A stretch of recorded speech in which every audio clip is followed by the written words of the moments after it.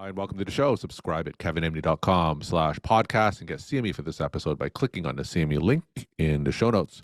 Today, we welcome Stephen Foley. He is a medical student, and today's Kevin MD article is titled September in Medicine, Scouting Season for Future Doctors. Stephen, welcome to the show. Thank you, Kevin. It's a real pleasure to be here.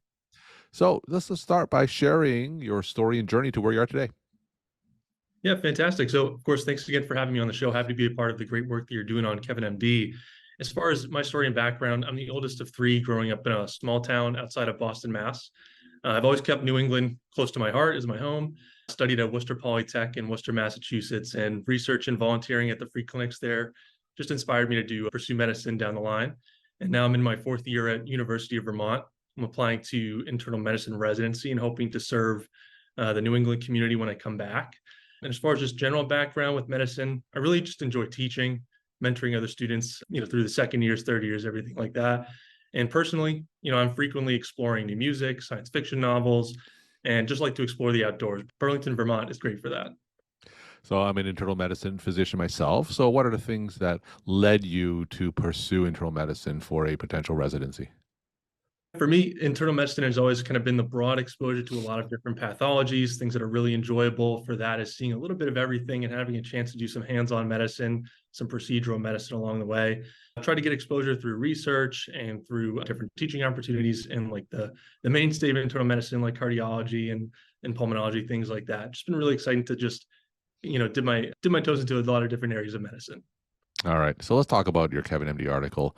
And it makes that connection between baseball and medicine. It's titled September in Medicine, Scouting Season for Future Doctors. So tell us what this article is about. Yeah, this is a really interesting article to put together as I was kind of, compiling my residency application in September. And I was starting to think about really this reminded me of the process of seeing a lot of athletes in high school getting scouted for college sports and things like that.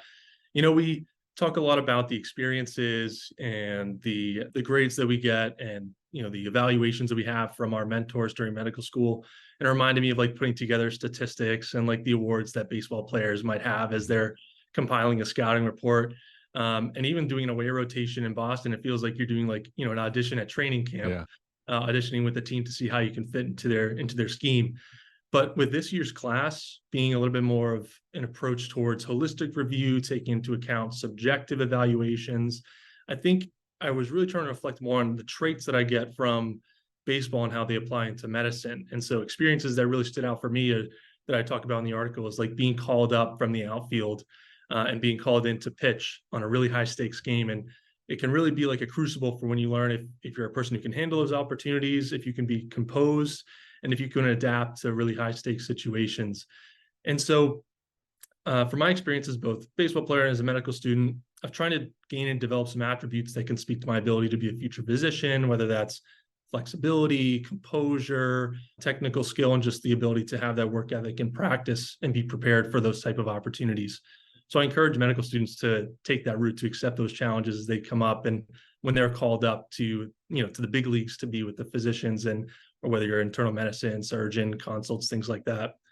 But now this became a casual way for explaining the different hierarchical roles within the medical team, like with family and friends outside of medicine. Mm-hmm. Sometimes medical students can have these a variety of stories if they're in the corner of the OR, feeling like they're not really involved in the action.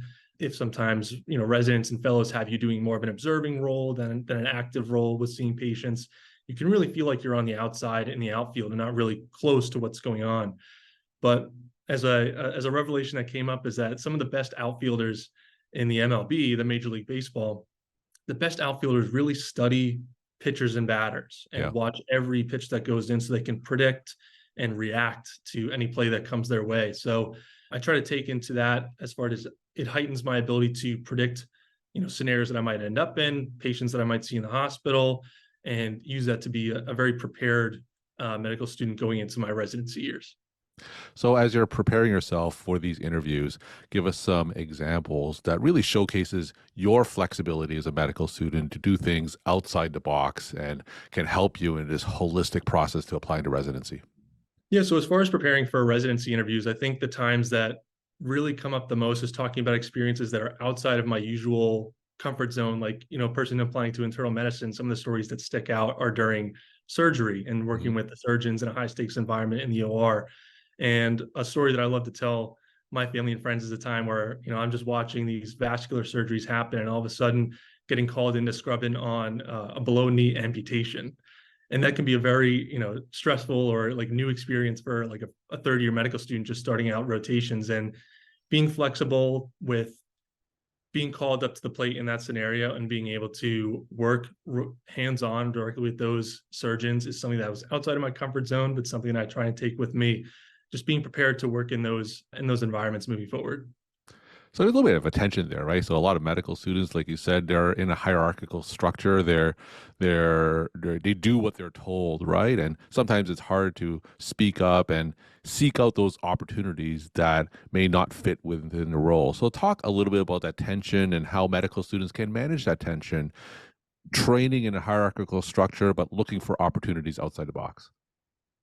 Yeah, I think it's really important to recognize that there is a hierarchical structure about, the volume that a lot of medical students are able to see as far as their patient load, the amount of control that they have over the treatment plans, and the amount of impact that they can often have on patients, whether they're in the hospital or in the clinic. And recognizing that helps you really realize your opportunities to contribute when they come up. And I think that's something that awareness is something that's really good for medical students to seek out opportunities.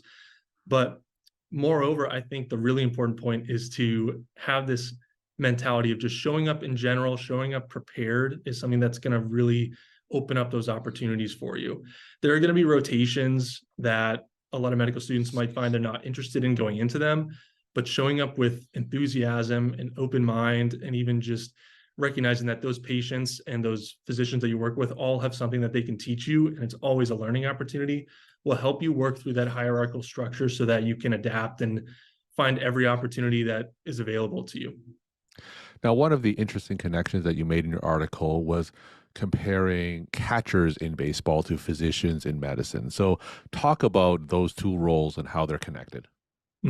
That's a great question. And I was thinking about this early on as I look at the physicians as I was, first year medical student, second year, and doing more of an observing role, I saw that the physicians were really, or the attending physicians were doing a lot of coaching and Hmm. helping the residents and fellows get to, perfecting their treatment plans and guiding them through the process of a day-to-day on the medical wards.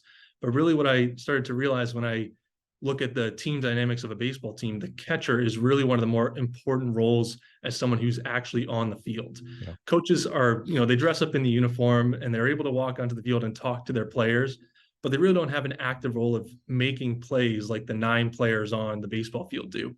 The catchers really have the most vision. They can see the entire field. They can see everything that's going on and recognize when, you know, unforeseen like scenarios are about to come up. They really Hmm. study the lineup, which again, in my perspective, is like the lineup of patients that you see on your day to day.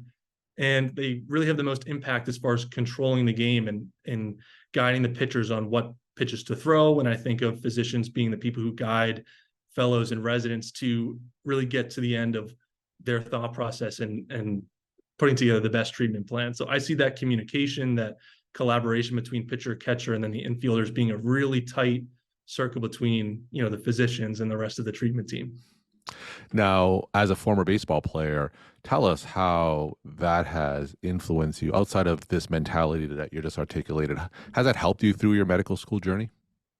Yeah, it's helped me recognize that while sometimes we might feel a little bit isolated as medical students and we might not have a lot of, proximity to the action that's going on with the attending physicians and residents, that it's really just a joy to be a part of the game in general, just to be Okay. doing medicine on a day-to-day basis. And while there's some distance and maybe some, communication that might be lacking between some of the medical students and residents at some points, it's really important to note, at least from a medical student's perspective, that you come on and off the field as a unit, as a unified Mhm. force that's there to help the patients. You're a part of a team.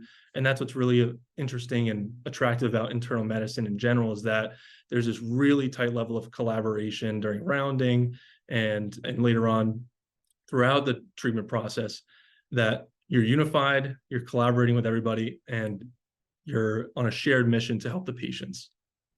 So it's been over 20 years since I last applied to residency, and you're in your application process. So, as far as you know, from your perspective, how has that application process evolved? You mentioned earlier that there's more of a focus on the holistic components of an application. Go into more detail about that. What are residencies now looking for when they interview medical students? Yeah, as far as the shift toward the holistic process, I mean, this is the first year that the entire class of medical students and applicants are going to be seeing a pass fail step one score. A lot of schools around the country are moving towards pass fail clerkship grades, even though there's still that element of subjective evaluations. I think those evaluations and those comments that advisors and preceptors can give to you are really important because they show who you really are Mm. as you work as a team member with the rest of the physicians and residents and how you interact with patients.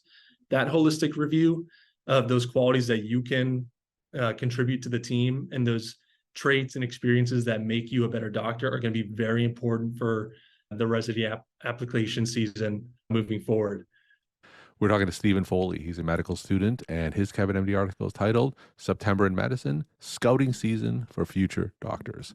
So, Stephen, for those medical students in their first, second, or third years, and they're listening to you and they're hearing about this holistic approach and how they need to step outside their comfort zones, perhaps, and integrate themselves in a team, share some of your highest yield tips with them. Yeah, I think going back to the main message of this article as well, the two things that I can offer to be, in a great position to take advantage of these opportunities and get out of your comfort zone is first to be punctual and then to be prepared. Most of the opportunities in life just happen from showing up. Don't make the mistake of missing opportunities to learn, to prove yourself just because you arrived at the wrong place or the wrong time. For trainees, like I said, there'll be specialties you're not interested in, but really take those as an opportunity to get exposure to areas that you might not have found something valuable from that you can take with you moving into different rotations. There's also going to be good or bad days for medical students and trainees and physicians at any level. There may be patients who feel like they're going through the revolving door in the hospital and the clinic, but it's important to just show up for your teams and for your patients with enthusiasm and an open mind, like I said, and commit to your best regardless of any outcomes, on previous days. Also, as an important side note for showing up, a healthy home life really helps us as physicians to be the best that we can inside the hospital and reduce the stress and demands from our daily lives. So it's vital to prioritize showing up at home and being present to maintain healthy relationships with family and the people who support us. But as far as being prepared, just be prepared to respond when it's your turn to get called up. I know the feeling of getting benched during a varsity baseball game because I forgot my cleats. I know the feeling of telling an attending that I didn't perform a heart and lung exam because I forgot my stethoscope. But the point is to learn, adapt, and grow and never make the same mistake twice. And my final question, Stephen, tell us some of your take home messages that you would like to leave with the Kevin MD audience. Yeah, a great take home message is as far as this article is reminding yourself of the joy that it is just to be playing the game in general. I think happiness comes from the practice of finding gratitude in all circumstances, good or bad. It's my general life advice. Anyone inside and outside of the medical field, there are going to be times when you feel your efforts aren't valued or influential, like you're outside the action, you're in the outfield and looking in on everyone else making an impact. But in spite of the pressure to feel discouraged, it takes real strength to remember your purpose doing this work that we get to do on a day-to-day basis. Remind yourself of the joy and fulfillment that it is to have those responsibilities and to treat patients, and then have that motivation to earn more opportunities and transform that discouragement into gratitude for having the privilege of being able to do this every day. Overall, the happiest people rejoice always, pray constantly, and in everything they give thanks. Stephen, thank you so much for sharing your insight, perspective, and time, and good luck on the interview trail. Thank you very much. Really happy to be here.